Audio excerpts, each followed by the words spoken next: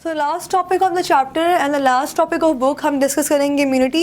Immunity का जो topic है बहुत इंपॉर्टेंट है एफएससी पॉइंट ऑफ व्यू से भी as well as anti test point of view से भी। कैंडिडेट से भी जो है वो 7 से 8 MCQs जो है वो सिर्फ इस टॉपिक में से आ जाते हैं। दैट मीन्स कि 35 to 40 मार्क्स का कंटेंट जो है वो एंटी टेस्ट में इसी टॉपिक में से आ जाता है। सो इम्यूनिटी बेसिकली क्या है? It is the capacity to recognise the intrusion of any material foreign to the body and to mobilize cells and cell products to help remove the particular sort of foreign material with greater speed and effectiveness is called immunity.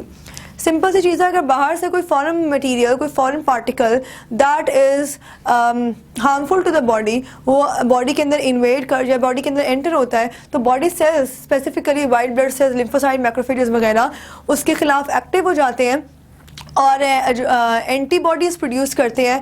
That whole process is known as the immunity. Immunity किसी person की जितनी ज़्यादा strong होंगी उतनी कम बीमारियां जो हैं वो उससे लगेंगी। तो इसमें जो है वो 2-3 टर्म्स हैं लाइक एंटीजन और इम्यूनोजन एंड एंटीबॉडीज़। 2 टर्म्स हैं, एंटीजन या immunogen and the second is the antibody. Antigen या इम्यूनोजन क्या होता है? That it is a foreign substance, बाहर से आने वाला सब्सटेंस जो कि डिजीज़ प्रोड्यूस कर सकता है, that is known as antigen या उसे इम्यूनोजन कहते हैं। और बॉडी उसके रिजल्ट में जो आर्म फोर्स है वो बनाती है, लाइक जो इसका सेल मीडिएटेड रिस्पॉन्स है या जो उसके वाइट ब्लड सेल्स है, when they get active against that foreign particle antigen या इम्यूनोजन, तो उस पार्टिकल को या उन सेल्स को हम एंटीबॉडी या एंटीबॉडीज़ कहते हैं। इसमें जो है ज़्यादातर इन्वॉल्व होते हैं एंटीबॉडीज़ जो हैं ये बनती हैं in the B lymphocytes and B lymphocytes is the bursa और फेब्रिशिया, यहाँ से बी से ये बनता है, then secreted in the lymph and blood where they circulate freely. और एक और चीज़ है कि एंटीबॉडीज़ जितनी भी हैं ये सब प्रोटीन्स होती हैं, बेसिकली ग्लाइकोप्रोटीन्स होती हैं, like they are protein as well as carbohydrate का एक कॉम्प्लेक्स होता है। So T cells क्या करते हैं? The T cells are the target cells. They recognize antigen, then combat microorganisms and affect the rejection of foreign tissues. This is called cell mediated response.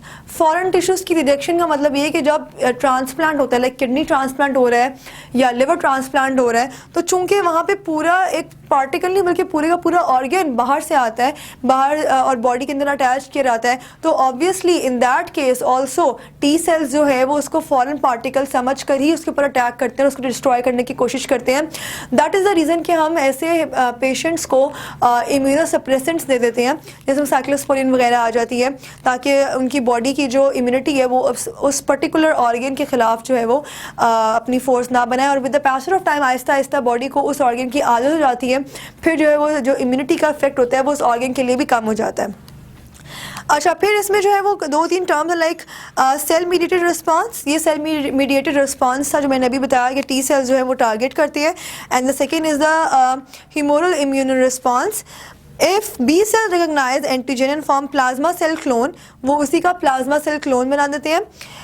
And these plasma cells synthesize and liberate antibodies into the blood plasma and tissue fluid. Here antibodies attach to the surface of bacteria. यहाँ पे antibodies जो है वो bacteria है या वो कोई भी फॉरेन पार्टिकल है उसके सरफेस के साथ अटैच कर जाती हैं और अटैच करने के बाद उनकी फेगोसाइटोसिस करवा देती हैं। This is known as the humoral immune response. फिर अब बात करते हैं टाइप्स ऑफ इम्यूनिटी की। टाइप्स ऑफ इम्यूनिटी जो है वो थोड़ा सा कॉम्प्लिकेटेड सा है। So yeah, I hope कि you people will understand this types of immunity. Types of immunity जो है basic 2 है। First is the active immunity and the second is passive immunity.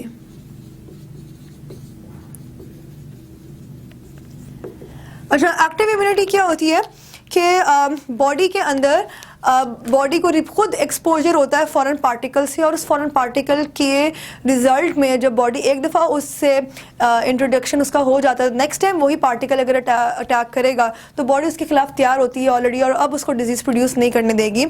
So active immunity में जो है natural active immunity भी आ जाती है और आर्टिफिशियल भी आ जाती है। नेचुरली से आ जाती है लाइक इफ़ मीजल्स हुए हैं या चिकन पॉक्स वगैरह हुए हैं, तो ये चूँकि वायरल इन्फेक्शंस हैं तो एक दफ़ा बॉडी को नहीं पता था और इन्फेक्शन हो गया, बॉडी रिकवर कर गई है, तो दिस इज़ मतलब बॉडी रिकवर कर गई है। नेक्स्ट टाइम यही वायरस का इन्फेक्शन दोबारा अगर या वो वाला वायरस दोबारा अगर आएगा इन द बॉडी, तो चूँकि body is well aware of that in that substance that particle already, तो वो दोबारा डिजीज़ प्रोड्यूस नहीं होने देगी। That is known as natural active immunity. अच्छा, उसके बाद आ जाते हैं आर्टिफिशियल एक्टिव इम्यूनिटी में।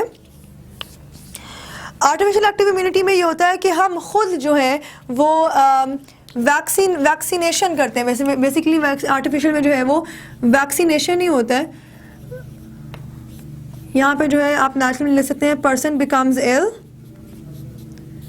रिकवर, इम्यून हो जाता है। आर्टिफिशियल में वैक्सीनेशन हो जाती है। वैक्सीनेशन इन द सेंस के वैक्सीनेशन चूँकि क्या होती है, हम उन्हीं जिस डिज़ीज़ के ख़िलाफ़ हम उसको बॉडी को जो प्रिपेयर करना चाहते हैं, हम उसी डिज़ीज़ के organisms, micro organisms dead form में या वीक फॉर्म में इंजेक्ट कर देते हैं, जो कि डिज़ीज़ प्रोड्यूस करने के काबिल नहीं होते हैं। So when the body is expose to them, body is aware to them, और उसके बाद बॉडी जो है इम्यून हो जाती है। इसी तरह पैसिव इम्यूनिटी में आ जाते हैं। पैसिव इम्यूनिटी में बॉडी में बुक में जो है वो आपको सिर्फ एक ही आर्टिफिशियली बताई हुई है, हालांकि it is also artificial as well as natural as well. Natural की जो है वो एग्जाम्पल बुक में नहीं दी हुई है, so I will also be discussing that. Artificial passive immunity ये होती है कि हम बॉडी में डायरेक्टली इंजेक्ट करते हैं, injection of antibodies directly inject करते हैं इन द बॉडी, तो बॉडी से जो है वो उसके खिलाफ इम्यून, मतलब ऑब्वियसली अगर आप डायरेक्टली एंटीबॉडीज़ बना रहे हो तो वो डायरेक्टली अगर कोई पार्टिकल बाहर से आया तो उसके खिलाफ ऑलरेडी फोर्स जो है वो एक आर्म फोर्स ही तैयार है, and it will attack on that particular substance या पार्टिकल। नेचुरल में क्या होता है, नेचुरल में भी एंटीबॉडीज़ जो है वो दी जाती हैं टू द ऑर्गेनिज्म, लेकिन अब फिर वो नेचुरल क्यों है? अगर उसको दी जाती हैं वो नेचुरल इसलिए होती हैं क्योंकि ये जाती हैं from mother to the foetus, यानी कि एम्ब्रियो, मदर टू फीटस है, मदर टू एम्ब्रियो जाती है ड्यूरिंग द जेस्टेशन पीरियड। तो उस केस में जब एंटीबॉडीज जाएंगी, antibodies from mother to the foetus, that will be known as a natural passive immunity. So that's all about this topic.